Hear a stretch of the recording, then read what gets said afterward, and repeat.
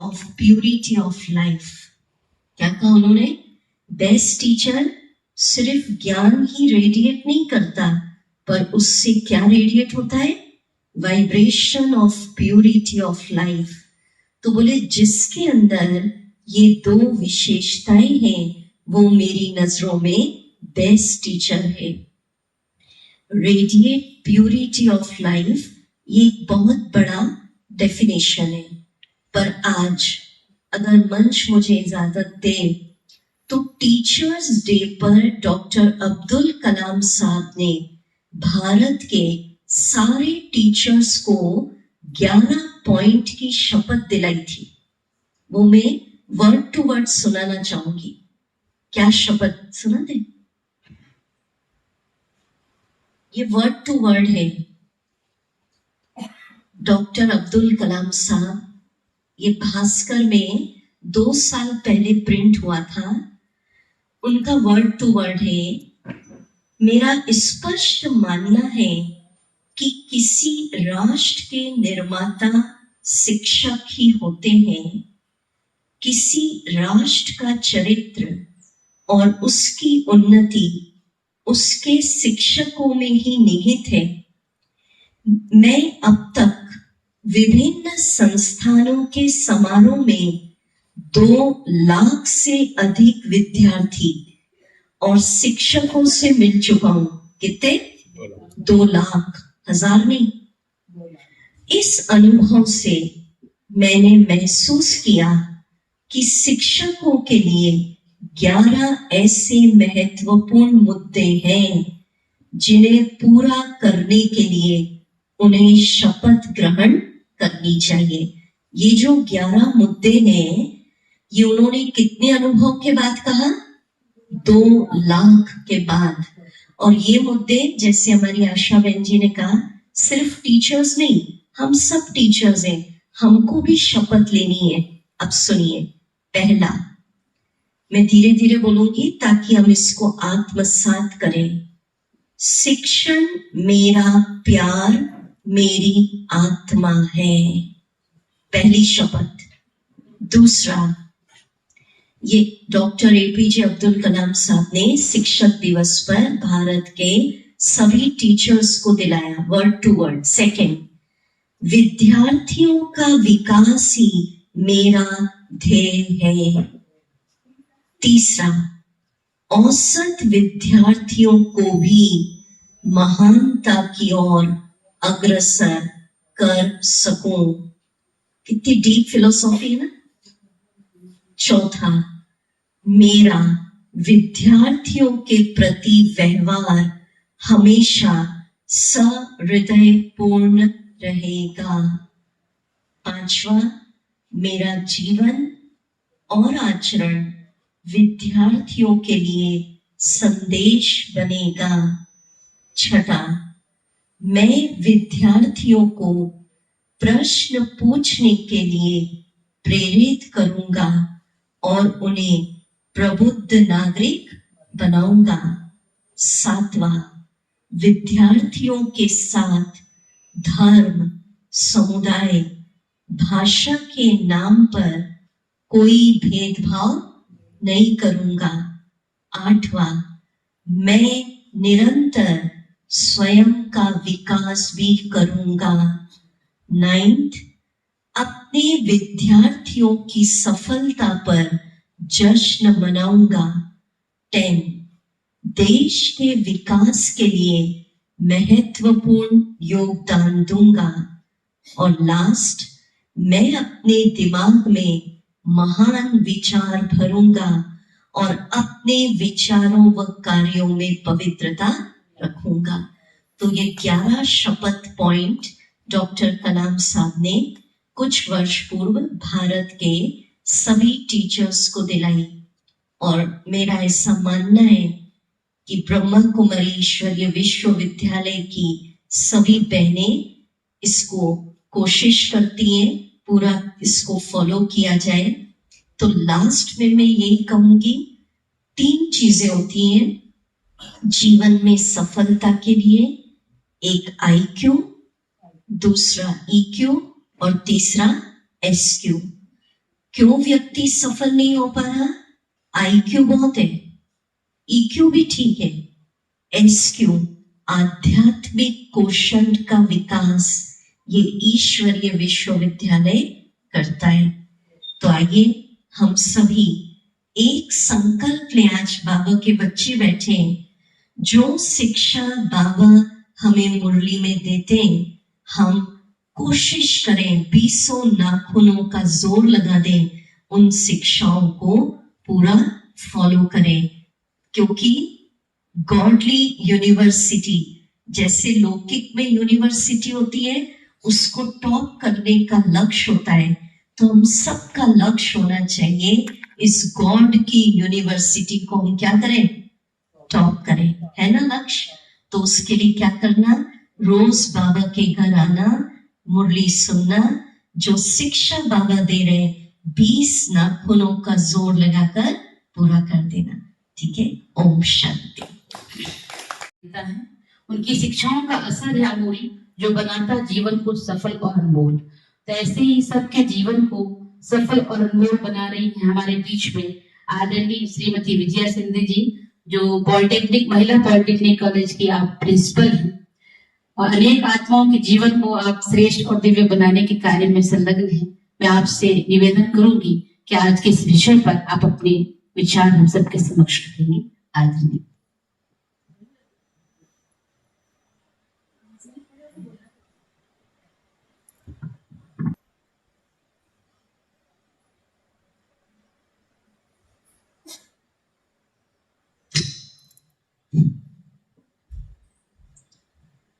सभी को मेरा नमस्कार।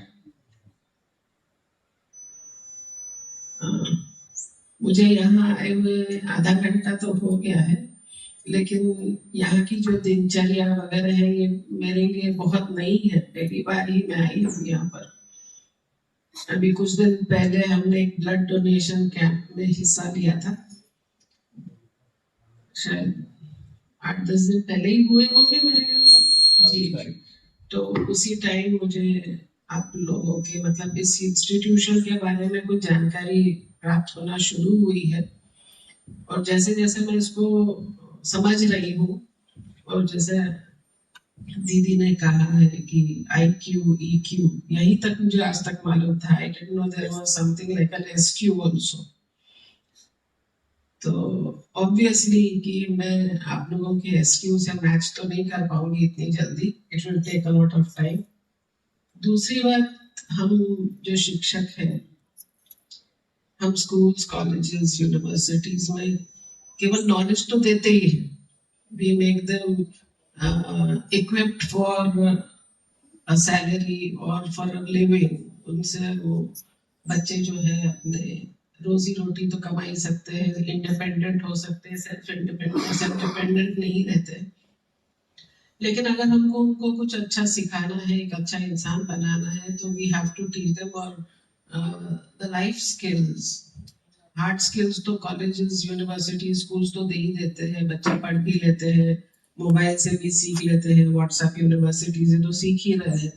लेकिन टीचर जो देता है, जो अलग चीज देता है, वो है लाइफ स्किल्स। और ये लाइफ स्किल्स मुझे लगता है कि अभी तक तो हम ही दे रहे थे, लेकिन हमसे ज्यादा आप लोग इस आने वाली पीढ़ी को दे रहे हैं।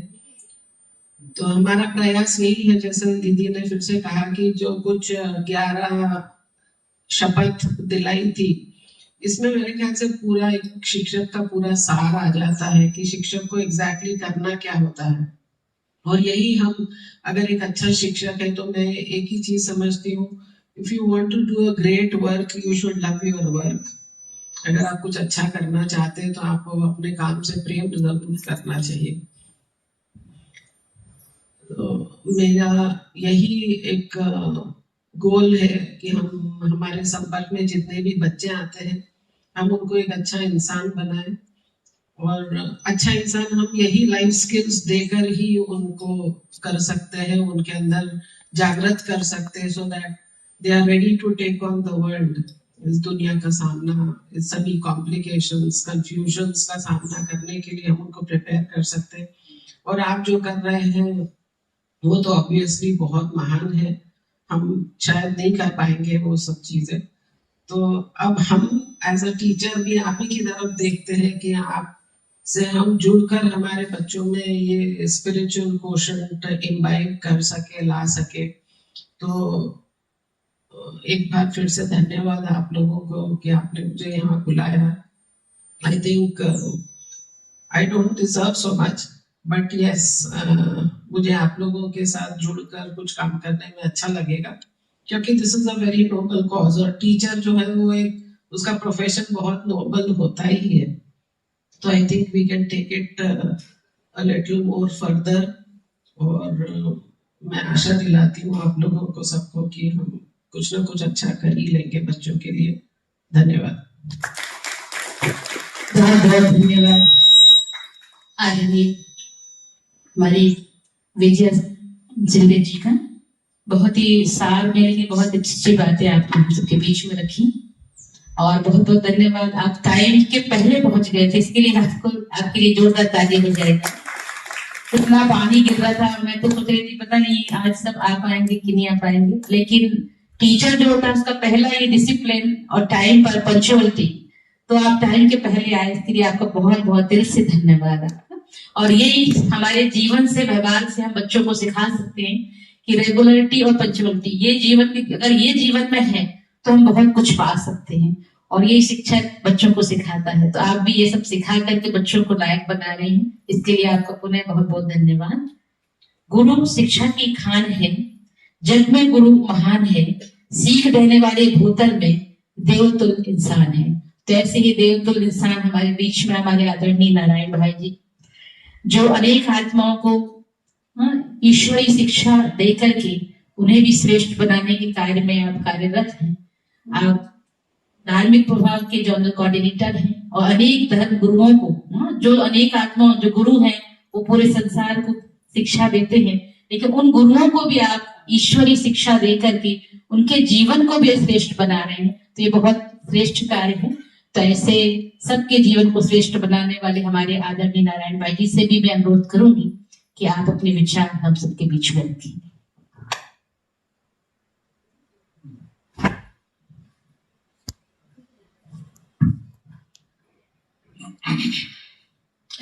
ओम शांति। आदरणीय विजय बहन जी, पूनम बहन जी, वीका बहन जी, दुर्गा बहन जी, आशा बहन जी और नितिन भाई जी और आप सभी बाबा के प्रिय आत्माएं, आज का जैसा विषय है एक नए भारत के नव निर्माण में शिक्षकों का योगदान। किसी भी राष्ट्र की संस्कृति शिक्षक के ऊपर डिपेंड करती है कि वह युवा शक्ति को किस तरह की शिक्षा देती है। आज की शिक्षा केवल एक इंफॉर्मेशन तक सीमित रह गई है। शिक्षा का उद्देश्य आने वाले जीवन की चुनौतियों का सामना करने के लिए आंतरिक शक्तियों का विकास कैसे हो, हमारी चेतना का विकास कैसे हो, हमारा विवेक कैसे डेवलप हो, ये शिक्षा का उद्देश्य है। और आज ये शिक्षा अनकंप्लीट है। अगर शिक्षा में आध्यात्म का समावेश हो जाता है तो जीवन का सर्वांगीण विकास संभव होता है। शारीरिक, मानसिक, सामाजिक, आध्यात्मिक चारों विकास जब संपूर्ण बनता है तब वो शिक्षा का उद्देश्य, वो लक्ष्य पूर्ण होता है। आज हम देखते हैं कि एक शिक्षित व्यक्ति आज जीवन में आने वाली चुनौतियां जब आती है तो वो गलतियों का, बुराइयों का सहारा लेता है। और जिसके कारण आज का समाज, आज की संस्कृति, जो पहले हमारी जो संस्कृति देवी संस्कृति कहलाती थी, देवताओं की संस्कृति कहलाती थी, देने वाली संस्कृति कहलाती थी, कभी लेने की इच्छा भी नहीं होती थी, इच्छा मात्र अविद्या। आज वही संस्कृति डे बाय डे डाउन होते होते आज की संस्कृति किस तरह की हो गई कि व्यक्ति सहज रीति से वो हाथ सामने रखकर लेने की प्रवृत्ति रखता है। और जब लेता है कोई व्यक्ति तो आंतरिक रीति से वो कमजोर होता जाता है, और जब आंतरिक रीति से कमजोर होता जाता है तो जब उसका संकल्प भी कमजोर है तो संकल्प से ये हमारी सृष्टि का निर्माण होता है। तो संकल्प से हम कैसे एक नए समाज का नव निर्माण कर सकते हैं आज की युवा शक्ति। तो इसके लिए चिंतन की आवश्यकता है कि जब तक हमारे संकल्पों में श्रेष्ठता नहीं हो, संकल्पों में आध्यात्म का समावेश नहीं हो, तब तक हमारा सर्वांगीण विकास असंभव है। आज आवश्यकता है अपनी चेतना को जगाने की, और आज चेतना का विकास नहीं होने के कारण आज हम देखते हैं कि संसार के प्रति विश्वास की कमी, समाज के प्रति सद्भावना की कमी और स्वयं में उल्लास कम होता जा रहा है। तो कहीं ना कहीं शिक्षा के अंदर कमी है, और वो शिक्षा की कमी ज्ञान पूर्ण करता है। ज्ञान का अर्थ ही होता है understanding, what am I, who is who, मैं कौन हूं, इसकी पहचान। आज एक प्रश्न बना हुआ है, विजया बहन जी बहुत अच्छी, हमारी इतनी विद्वान बहन बैठी हुई है, पूनम बहन बैठी हुई है। आज पूरे संसार में शिक्षा की कमी नहीं है, और आज हर एक के पास मोबाइल होने के कारण हर एक के पास हर चीज का ज्ञान है। मैं ज्ञान तो नहीं कहूंगा, लेकिन समझ है। लेकिन एक चीज की कमी होने के कारण, वो कमी किस बात की है? वो कमी हमारी विवेक की कमी है, और विवेक आता है आध्यात्म से। तो जब तक अगर राइट रॉन्ग की पहचान नहीं होगी, अगर हम गलत को भी अगर हम राइट समझ लेते हैं, महसूस कर लेते हैं, तो कैसे हम नव निर्माण कर सकते हैं? तो जो राइट है वो राइट है, जो रॉन्ग है वो रॉन्ग है। लेकिन इसकी अंडरस्टैंडिंग मेरे अंदर जब आती है, तब हमारे अंदर कर्मों में परफेक्शन आता है, और जब कर्म परफेक्ट बनते हैं तो हमारा माइंड इमीडिएटली साइलेंट होता है। एक इंग्लिश में सेंटेंस है कि when your perfection in your action, your mind immediate silent, after doing work that is right action, that is meditation। और आज हमारे कर्म परफेक्ट नहीं है। कर्म परफेक्ट नहीं होने के कारण आज हमारा मन दिन प्रतिदिन कमजोर होता जा रहा है, और जिसके कारण आज हमारे मन के अंदर नकारात्मकता, अनेक तरह की बुराइयां पैदा होती जा रही। और आज का व्यक्ति थोड़ी बात भी सहन नहीं कर पाने के कारण वो सुसाइड कर लेता है, बात बात के अंदर वो करप्शन कर लेता है। तो इतना आज मानव कमजोर होने के कारण आज हम एक अच्छी संस्कृति की अगर हम कल्पना करें, तो भारत शब्द के अंदर अगर हम जाते हैं कि भाग का अर्थ होता है प्रकाश, और रथ का अर्थ होता है प्रकाश में रथ। यानी शिक्षा ऐसी होनी चाहिए जो कर्मों को, जो व्यक्ति के जीवन को अंदर में लाइट, अंदर में हल्का, अंदर में खुशी प्रदान करे। ये शिक्षा का सही उद्देश्य होना चाहिए। पर आज हम देखते हैं प्रैक्टिकल लाइफ में शिक्षा का आज एक रोजगार मुखी बन गई आज की शिक्षा, लेकिन जीवन आज हमारा दिन प्रतिदिन डाउनफॉल की ओर बढ़ता जा रहा है, जिसके कारण एक अच्छी संस्कृति की स्वप्न देखना एक कोरी बात हो गई। तो एक अच्छे संसार का पुनर्निर्माण तभी हो सकता है जब हमारे संकल्पों में, जब हमारे विवेक के अंदर आध्यात्म हो। आध्यात्म आने के बाद व्यक्ति अंदर से सशक्त बनता है, और संकल्पों में जब सकारात्मकता आती है, तब संकल्प से हमारी चेतना सुदृढ़ होती है, और चेतना से हमारी भावना बनती है, भावना से हमारी वृत्ति बनती है, वृत्ति से हमारी दृष्टि बनती है, और दृष्टि से हमारी सृष्टि बनती है। अगर एक अच्छी सृष्टि, अच्छे संसार का नव निर्माण करना है, तो सबसे पहले अपने संकल्पों में सकारात्मकता, संकल्पों में शुद्धता लानी होगी, तभी हम एक अच्छे राष्ट्र का नव निर्माण कर सकते हैं। आज इसी की कमी है, और इसी की कमी एक शिक्षक ही पूर्ण कर सकता है। आशा बहन ने कहा, शिक्षक केवल स्कूल में पढ़ाने वाला शिक्षक वो नहीं है, हर व्यक्ति शिक्षक है। और हर व्यक्ति कम से कम भले पढ़ना नहीं जानता है, लेकिन सबसे बड़े शिक्षक उसके कर्म है। और कर्म अगर किसी के परफेक्ट है तो ये संसार पुनः, ये राष्ट्र पुनः देवी संसार बनेगा, इसमें कोई शक नहीं है। और यही सर्वोच्च शिक्षक आकर के हमें कर्मों को श्रेष्ठ बनाने की शिक्षा दे रहे हैं, जो गीता इसी के ऊपर जोर देती है कि अपने कर्मों को श्रेष्ठ बनाओ, तो ऑटोमेटिक संसार भी अच्छा बन जाएगा और आपके संस्कार भी अच्छे हो जाएंगे, और इससे एक नई देवी दुनिया की स्थापना इस धरा पर हो जाएगी। इतना ही कहकर मैं अपनी बात को विराम देता हूँ। ओम शांति। परम शिक्षक कैसे हमको शिक्षा देकर के हमारे जीवन को श्रेष्ठ बना रहे हैं। शिक्षक वही जो मानव को संस्कारवान बनाए, दुर्गति से निकालकर सबको सद्गति में ले जाए। आज की शिक्षा नहीं सुधारती कोई भी संस्कार, शिक्षा भी बन गई देखो फलता फूलता व्यापार। बने कोई डॉक्टर इंजीनियर या करे कोई व्यापार, सद्गति नहीं पा सकेंगे जब तक ना सुधरे संस्कार। ऐसी शिक्षा नहीं दे सकता हमें कोई भी देहधारी, सद्गति योग बनाता केवल परमात्मा निराकारी। मीठे बच्चे कहकर बड़े प्यार से ज्ञान में सुनाता, रूहानी शिक्षा देकर हमको मानव से देव बनाता। ईश्वरीय ज्ञान सुनने वाला विकार मुक्त बन जाता, आत्म अभिमानी बनकर वो जीवन श्रेष्ठ बनाता। हम आत्माओं को श्री पिता दे रहे परम शिक्षा, इसी शिक्षा से होगी विकारों से हम सबकी रक्षा। आओ हम सब ईश्वरीय शिक्षाओं को अपनाएं, अपनी देवभूमि भारत को फिर से स्वर्ग बनाएं। तो परमात्मा ही आकर के हमको देह से ऊपर आत्म अभिमानी बनने की शिक्षा दे रहे हैं। जब तक हम देह से, मैं और मेरे से ऊपर नहीं उठते हैं, तब तक हम कुछ भी श्रेष्ठ कार्य नहीं कर सकते, क्योंकि जहां मैंपन होगा, मेरापन होगा, वहां सिर्फ स्वार्थ ही होगा।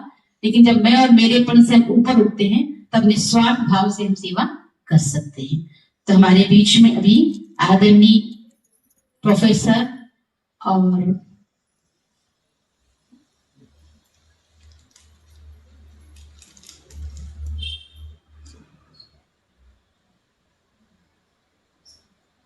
काउंसलर भी हैं ना, आदरणीय नितिन गुप्ता जी। तो मैं आपसे निवेदन करूंगी कि आज के इस विषय पर आप अपने विचार हम सबके बीच में रखें।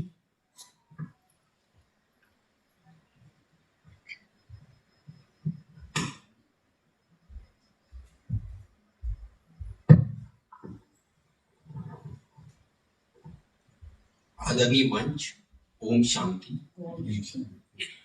मैं जिन लोगों के बीच में बैठा हूं, मुझे हमेशा ऐसा लगता है कि ये भी साधु संतों की कैटेगरी में ही है, बिकॉज ये भी अपना घर बार छोड़ के और समाज के उत्थान के लिए यहाँ पर आए हुए होते हैं।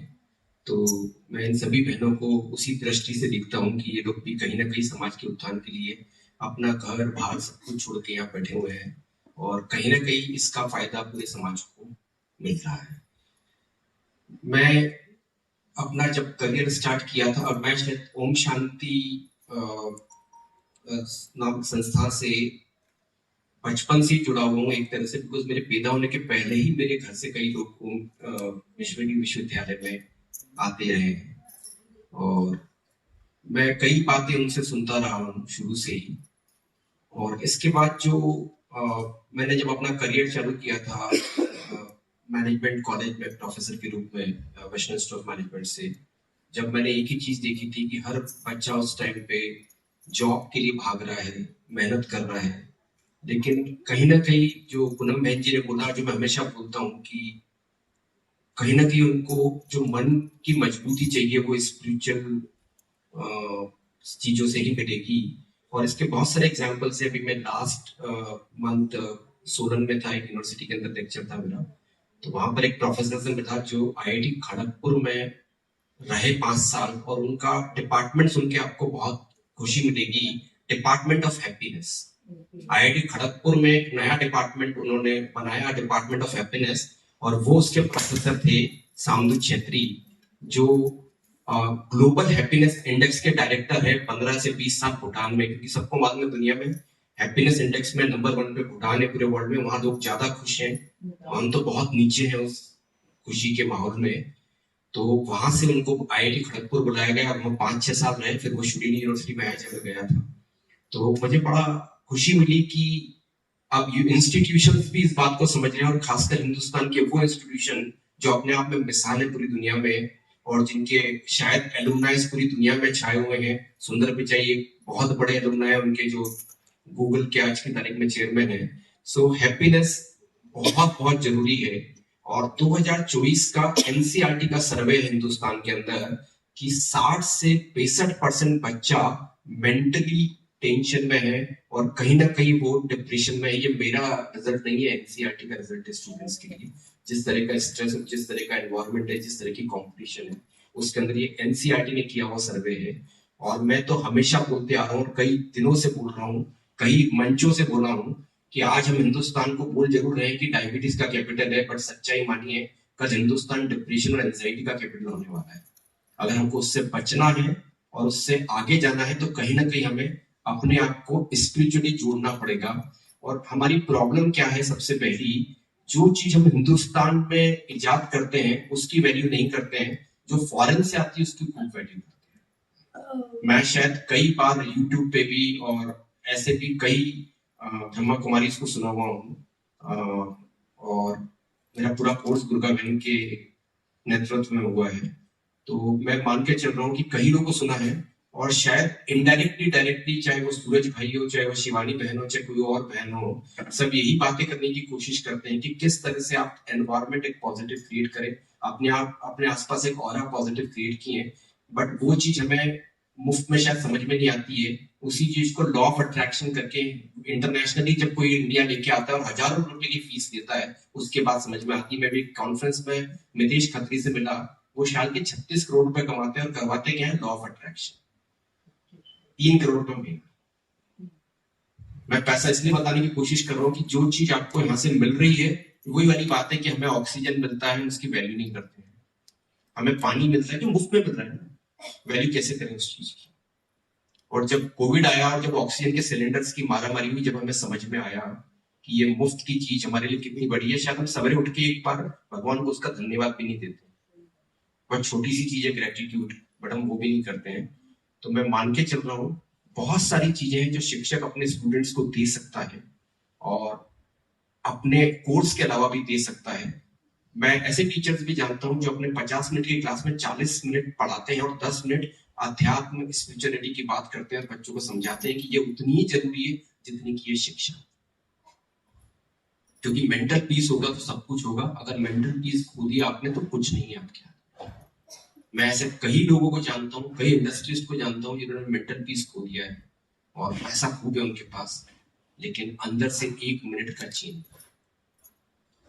क्योंकि मैं स्टार्टअप कंसल्टिंग में भी हूँ तो काफी स्टार्टअप्स को गाइड करता हूँ, और ऑफिशियली अभी मैं बिट्स प्लानिंग करके एक बहुत बड़ा इंस्टीट्यूशन है उसका मैं स्टार्टअप मेंटर हूँ।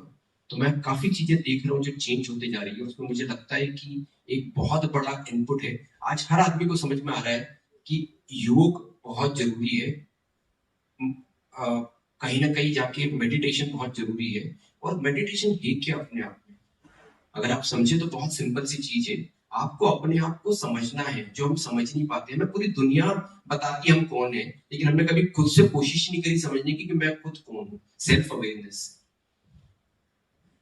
कई चीजें बहुत जरूरी है लाइफ में। मैं बोलता हूँ बहुत छोटी छोटी चीजें हैं ये, और मैं बहुत खुश हूँ कि मैं जब स्कूल में था, जब हमारे यहाँ एक सब्जेक्ट हुआ करता था मोरल साइंस, अब वो मोरल साइंस कहाँ चला गया मुझे तो मालूम ही नहीं पड़ रहा है।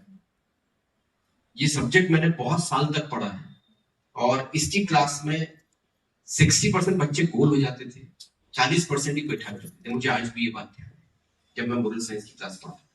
लेकिन ये क्लास और ये सब्जेक्ट कहाँ चले गए, क्योंकि जिस तरह से हम भौतिकवादी दौड़ में भागने लगे, ये सब चीजें पीछे छूटती चली गई। और हम जब उस भौतिकवादी दौड़ में बहुत आगे निकल गए और जब वहां जाके हमने अपना चेन खोया, तो वापस से वो बातें समझ में आने लगी। जितना हम उसमें आगे बढ़े उतना हम चेन खोते चले गए। देखिए, कुछ पाना है तो कुछ खोना है। हमने अपना चेन खो दिया, हमने अपना मेंटल पीस खो दिया। और आई थिंक वो मेंटल पीस और वो चेन है जो सबसे जरूरी है आज की तारीख में। मैं शायद एज ए काउंसलर भी जब काउंसलिंग करता हूं तो देखता हूं कि धीरे धीरे बहुत शांति से दिख नहीं रही है, बट साइकेट्री की जो ब्रांच है मेडिकल साइंस में वो ऊपर आती चली है।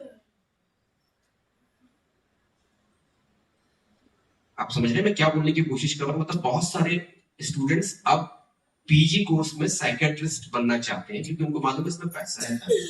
और देखते ही देखते हिंदुस्तान के अंदर बहुत सारे साइकेट्रिस्ट हो गए, उनकी अब भीड़ लगी रहती है, आप अगर उनके गेट पे जाके देखें।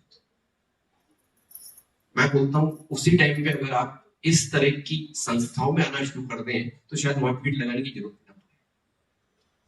और मैं तो यही निवेदन करूंगा ईश्वरीय विश्वविद्यालय से कि वो हर स्कूल में कुछ टीचर्स को ट्रेन करें इस चीज के लिए, ताकि वो क्लासेस में जाके उस चीज को कन्वे कर पाए और बच्चे उस चीज से समझ के अपना एक लाइफ का बैलेंस कर पाए। बिकॉज बहुत सारी चीजें इंपॉर्टेंट है, but balance of professional life, personal life and आध्यात्मिक लाइफ, स्पिरिचुअल लाइफ, ये तीनों बहुत इंपॉर्टेंट है। अगर वो बैलेंस कर गए तो लाइफ में बहुत आगे निकल गए।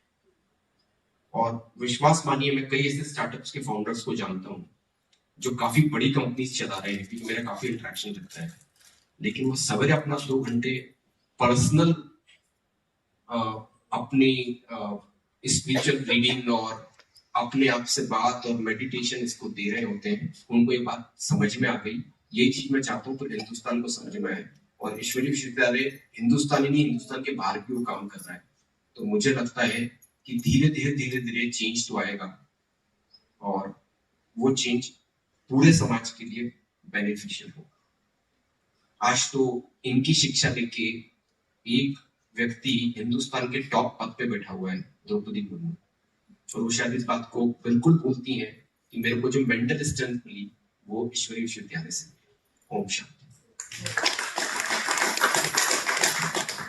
बहुत बहुत धन्यवाद आदरणीय भ्राता जी का। अभी हम सब मिलकर के दीप प्रज्वलन करेंगे। एक ऐसा दीप जलाएंगे, ज्ञान का दीप तो सब जला रहे हैं, आज ज्ञान का आध्यात्मिक दीप जलाएंगे, ताकि ये दीपक की रोशनी उन तक पहुंचे जो अंधकार में अभी भी हैं। तो एक ऐसी शुभ भावना और शुभकामना रख करके सभी दीप प्रज्वलन के लिए आगे आएंगे।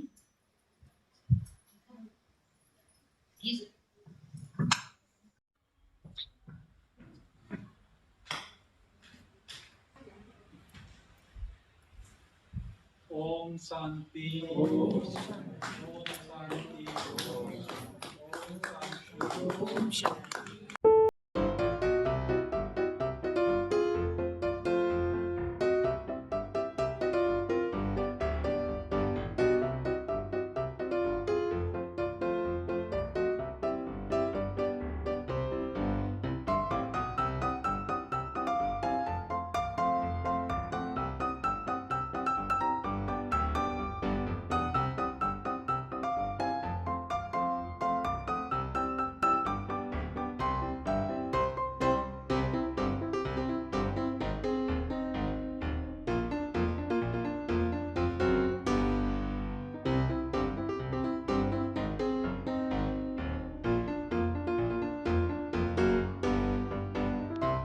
ओम शांति।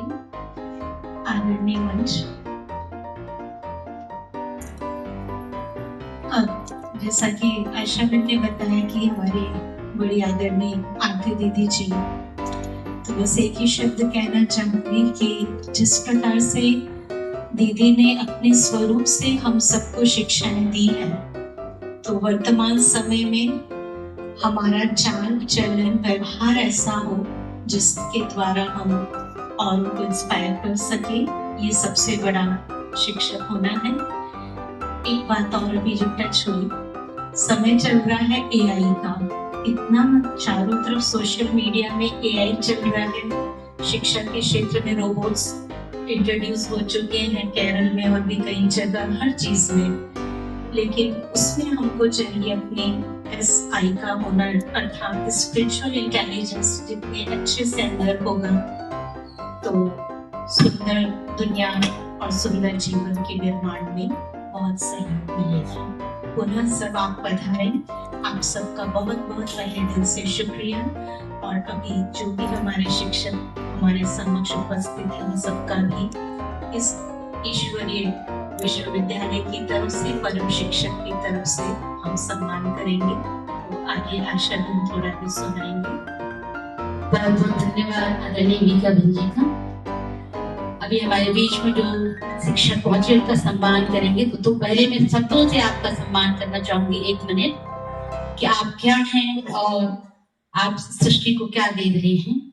ओम शांति। भारतीय संस्कृति में नवरत्नों का गायन है किंतु आप एक ऐसे विशेष ज्ञान रत्न हैं जिनका जीवन सूर्य के प्रकाश की तरह उज्ज्वल, चंद्रमा की तरह शीतल, गंगा की धारा की तरह पवित्र, आकाश की तरह विराट, पृथ्वी की तरह सहिष्णु एवं समुद्र की तरह गंभीर है। ये मैं आप सबके लिए कह रही हूँ कि आपका जीवन ऐसा है, भले कोई इसको देख पाता है कि नहीं, लेकिन हम देख पा रहे हैं इसलिए हम आपका वर्णन कर रहे हैं कि भारतीय संस्कृति में नवरत्नों का गायन है, किंतु आप एक ऐसे विशेष ज्ञान रत्न हैं जिनका जीवन सूर्य के प्रकाश की तरह उज्ज्वल, चंद्रमा की तरह शीतल, गंगा की तरह पवित्र, आकाश की तरह विराट, पृथ्वी की तरह सहिष्णु एवं समुद्र की तरह गंभीर है। आपका व्यक्तित्व हिमालय की तरह ऊंचा एवं भव्य है। आप सदैव समाज में मूल्य युक्त जीवन, शिक्षा, संस्कार और सदाचार स्थापित करने हेतु दृढ़ संकल्पित रहते हैं। शिक्षक दिवस के पावन अवसर पर हम आपके सरल, सादगीपूर्ण एवं समर्पित व्यक्तित्व को हृदय से नमन करते हैं। आपके यशस्वी जीवन के लिए मंगल कामना है कि शिव सी शक्ति, मीरा सी भक्ति, गणेश सी सिद्धि, चाणक्य सी बुद्धि, शारदा सा ज्ञान, कर्ण सा दान, कृष्ण सा धर्म, राम से मर्यादा, हरिश्चंद्र की सत्यता और कुबेर की संपन्नता आपके जीवन को संपन्न करे। आने वाला हर पल धर्ममय, सुखमय और मंगलमय हो, क्योंकि गुरु ही सच्चे दीपक हैं जो अंधियारा हर लेते हैं, ज्ञान धारा के अमृत से जीवन को सवार देते हैं। सम्मान आपका शब्दों से बयां हो कैसे संभव, आप ही हैं, आप ही से तो सपनों को मिलते पंख निरंतर हैं। तो ऐसे हमारे आदरणीय सभी गुरुजनों का मैं दिल से सम्मान और स्वागत करती हूँ। हमारी आदरणीय रिंकी बहन जी आएंगी और सभी का सौर उड़ा करके, श्रीफल देकर के, सौगात देकर के सम्मान करेंगी।